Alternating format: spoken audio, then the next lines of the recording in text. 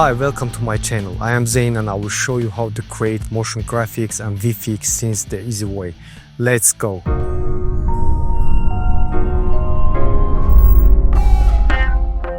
Unreal Engine, which has become very popular in the gaming, advertising and film industries, will be the main topic of today's video. We will explore it using simple methods. Although I refer to it as a program, it is actually a powerful engine developed by Epic Games for 3D graphics and real-time rendering technologies. Initially designed for game development, it's now widely used in visual effects, films, animation and architectural visualizations. Without further ado, let's dive into the video. Let's open Unreal Engine. In the window that opens, we see different categories to create a new project. Selecting the film video category for a cinematic video, we create a blank project and need to choose its location. Then you can give the project any name you want. Finally, click create.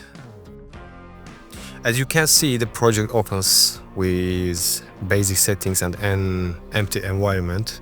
Unnecessary elements in the scene should be deleted. One of my favorite things about Unreal Engine, it's absolutely free to download, works seamlessly, offers fast rendering and has plenty of plugins and extensions to make your work process easier. Of course, there is a lot more to say about it and hopefully we will cover many of these features in the next videos. But for this video, let me quickly introduce the Bridge plugin, which is widely used. When you open Unreal Engine, you should find it in the interface by clicking the plus icon here and it should appear in the opening window. If you don't see it, don't worry. Here's what to do. Close Unreal Engine, open Epic Games Launcher, go to the library section, library and type Bridge in the search bar. Click the Install to Engine button, choose the version you are using and install it. Reopen Unreal Engine, go to the Edit menu and click Plugins. Search for Bridge in the Plugins menu and enable it if it's not already active. And that's it. As you can see, your plugin is now ready to use. After opening the Bridge, you can quickly create an account by going to the Account section, top right corner. I want to quickly give you a short introduction without wasting time. As you can see, the interface is simple and consists of pre-made assets which you can search by category. Now, to find the models we need for our scene, let's type a keywords in the search bar. For example, forest, terrain. Once we found something we like, we select it and choose Nanite from the quality options, then download it. After downloading, I can view all previously downloaded models in the local section. If you want to bring a model into an Unreal Engine scene, as you can see, I have already downloaded this as a Nanite model. Then I click the blue Add button to add it to Unreal Engine. After adding it, I can find all the models I added under the Megascan folder. Let's find it. To preview the model, I can double click on it. It looks great and high quality. To add the model to the scene, I simply drag and drop it into the scene. I set its position values to 0 to center it in the scene. Since our scene is quite small, we need to adjust the camera speed to move around more comfortably. All these models are photogrammetric, their textures are nearly flawless and of top quality. Now I'm gonna bring in a few more models from Bridge. One of my favorite features of these models is how well the materials are designed. I export the models one by one. I think it's enough for now. Next, I drag and drop the models into my scene. I wanna add the skull model that I used in this video. This model was completely free and I downloaded it from the TurboSquid website. I have shared the download link in the video description below. As you can see, it looks like a very clean model. From the details we reviewed, we can also see that it's in FBX format.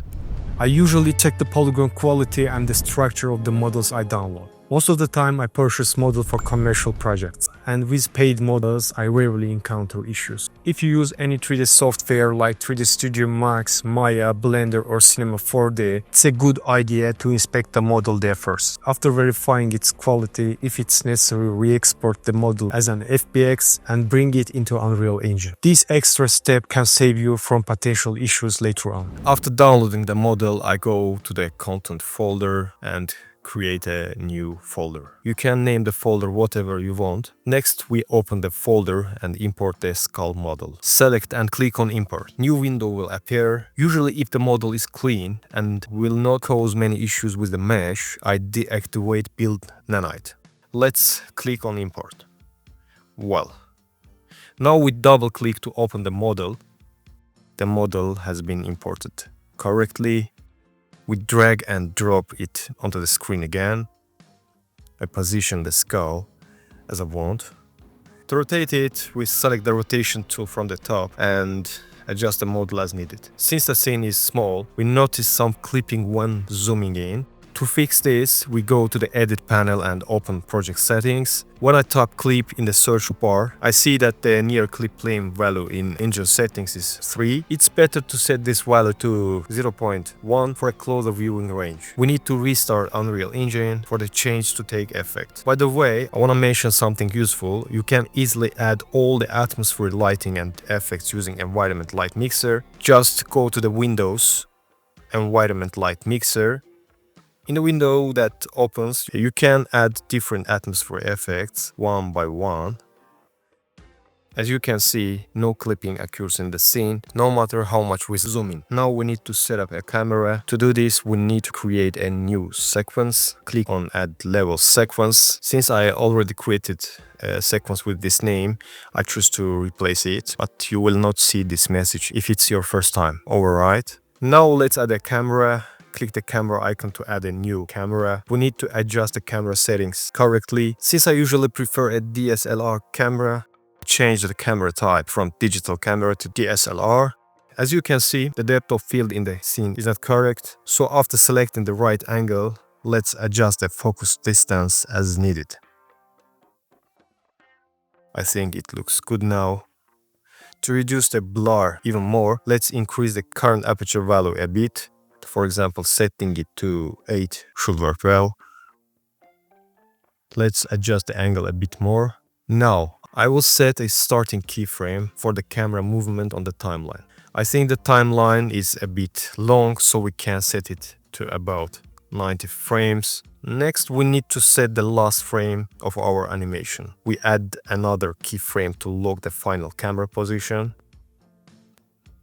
As you can see, our camera animation is ready now. Here, we see the camera movement starting slowly, speeding up in the middle and slowing down again at the end. This is called a Bezier curve, and we can clearly see it in the animation key curve editor. If we want the animation to start and end at the same speed, we select the first and last keyframes, click one of them and choose linear from the menu. As seen in the graph, our curve becomes linear. You can also perform this action directly from here. Let's close the editor and play sequence again. I think it looks good. If we want to change the starting and ending locations, move the time indicator to the desired point, adjust the camera's position and update the keyframe in the transform section. Since the animation is ready, let's create a skull material. When you download the model, make sure to download the textures as well. Let's import the textures into Unreal Engine. To save time, I will drag the albedo texture directly onto the model. I can see that a new material has been created. Let's open it for editing. I will drag each texture into the material editor. To reduce the glossiness, I will set the specular value 0.01. Then I will connect the normal map and ambient occlusion textures. We don't need a complex material. This will work just fine. The lights I created earlier were only for previewing the scene and materials. You can delete them now. Start by adding a spotlight to the scene. Adjust its location as needed. To narrow the light beam, reduce the outer cone angle value. Lower the intensity to get a better result. One works well. You can also reduce the radius if needed. Adjust the position a bit more. We also need to add some backlights. I will select the spotlight, hold Alt button and drag it to create a duplicate. Let's add another one the same way. Parameters I'm using are not mandatory. You can adjust them however you like based on your creativity. I will duplicate the background same way to add more detail to the background. This helps make the scene look deeper and more realistic. Let's switch to the camera view for better adjustments. To add depth to the scene, we need to add fog. The exponential height fog, drag it into the scene and adjust the fog density. We also need to enable volumetric fog, which we can activate from the settings. Oops, it seems I accidentally added 2 fog actors here. I will delete one of them, and as you can see, it works perfectly now. Small mistakes can easily happen. Let's adjust the light position a bit more to make the background details stand out better. Since the scene looks a bit dull, we can add some color to the backlights. Maybe slightly yellow tint would work well. It looks pretty good now. Don't forget to save your project regularly. Sometimes when you watch Hollywood movies, you might notice orange and blue backlights, top lights and edge light in the lighting setup. These colors are used to give the scene more cinematic and visually pleasing look. Since these colors are opposite on the color wheel, they help make details stand out more clearly. Let's apply this technique to our scene to get the cinematic look. Let's add a point light to the scene.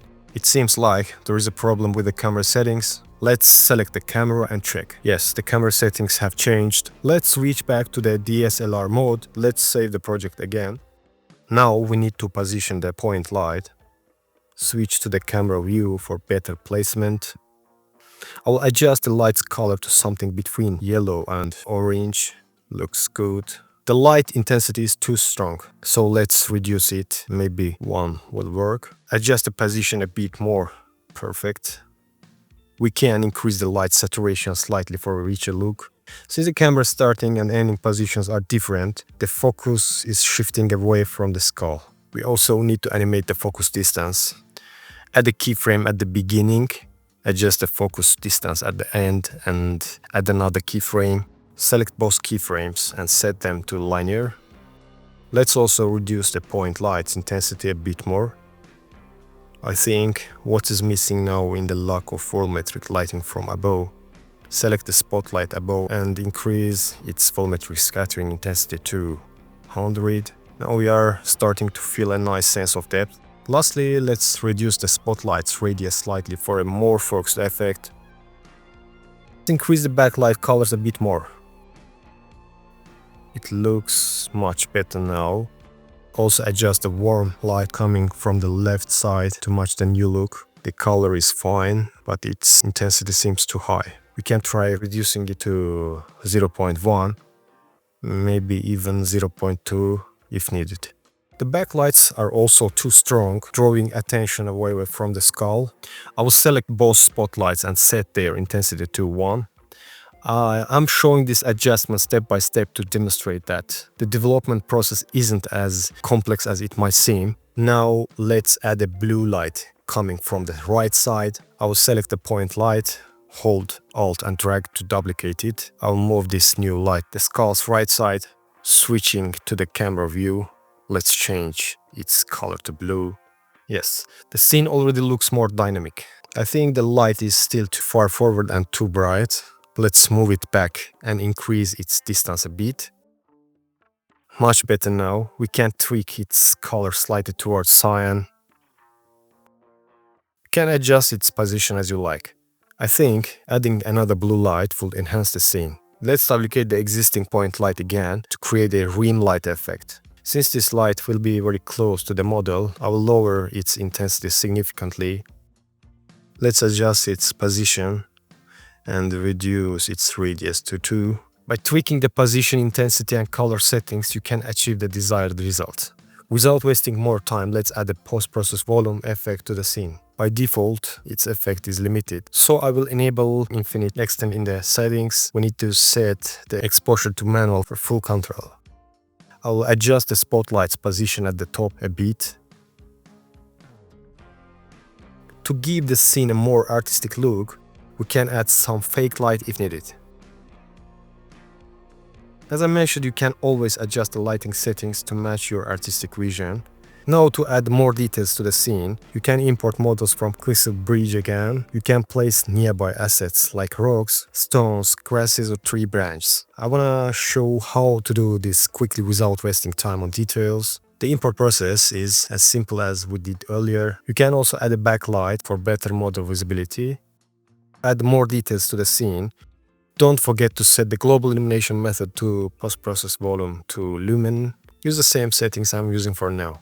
Lumen is a lighting method and one of the best features introduced in the latest Unreal Engine versions. Since explaining Lumen in detail will take too long, I'm planning to create a dedicated tutorial on this topic. We also need to set the reflection method to Lumen. Additionally, you can increase the quality settings to achieve a better result. Raising the Lumen scene lighting quality will have a significant impact on the final output, enhancing overall visual fidelity. After saving the project, click on the Movie Render Queue button. If you see a different option, click the three dots on the right and switch to Movie Render Queue. Open it and click Unsaved Configuration. If you don't want the output format to be JPEG, go to the settings and choose a different format like PNG. Add anti-aliasing and improve the quality manually. You can add the console variables. If you want a clay render, you can enable detail lighting here. You can see it on viewport when you switch the lit to detail lighting mode. Let's switch back to lit mode and adjust the anti-aliasing settings. Spatial sample count 1, temporal sample count 8. These are test parameters and recommended for beginners. You can adjust them based on your project if you have more time. Enable override anti-aliasing. Set render warm-up count and engine warm-up count to 40. If you want better results, increase the spatial and temporal values, but this will also increase the render time. One of my favorite settings is console variables. Click the plus button next to console variables. Type motion blur separable and set its value to 1. Click again, plus button, type motion blur quality and select the command. Set its value to 4. Add another command for depth of field quality and set its value to 4. Go to the output section to set video resolution, frame rate and other settings. Since the default values are fine for this project, I will not change anything here. Finally, click to choose where the render output will be saved. Click Accept and start render by selecting Render Local. As you can see, the rendered video result looks quite good. I've checked the export folder and found both the original image sequence and clay render sequence. To make the video even better, you can use Adobe After Effects, Adobe Premiere, DaVinci Resolve, Nuke or similar video editing and compositing softwares. Now, I import the image sequence into After Effects, making sure the sequence option was enabled. Now to create new composition, drag and drop this sequence here, and we have created a composition. Then I created a new adjustment layer and applied the curves effect to add some contrast. Next, I created another layer to apply a vignette effect. Using the curves effect, I increased the contrast and added a mask to limit the vignette to specific areas. I also created a new layer and applied Red Giant's Magic Bullet looks for a more cinematic feel. To make the video look more softer, I used optical diffusion with a bloom effect. Then I added a haze effect to simulate a lens glare effect from the camera. To soften the sharp edges and make the scene look more realistic, I applied a chromatic aberration. To make textures appear sharper, I used the unsharp mask effect. For further color adjustment, I applied Magic Bullet Colorista for color grading. Using Video Copilot's optical flare plugin, I added an extra bloom and lens flare effect. I applied a wiggle expression to the lens flare intensity, creating a fake flickering firelight effect. To make the scene more dynamic, I added a camera shake effect. I created a new layer, applied the transform effect, added a wiggle expression to the anchor point. To avoid black edges appearing during the shake, I slightly scaled up the video, and there you have it, the final result. Thank you for watching. I hope this video was helpful and you learned something new. If you have any questions, ideas and suggestions, feel free to leave the comment below. If you found the video useful, don't forget to like and subscribe to my channel. See you in the next video.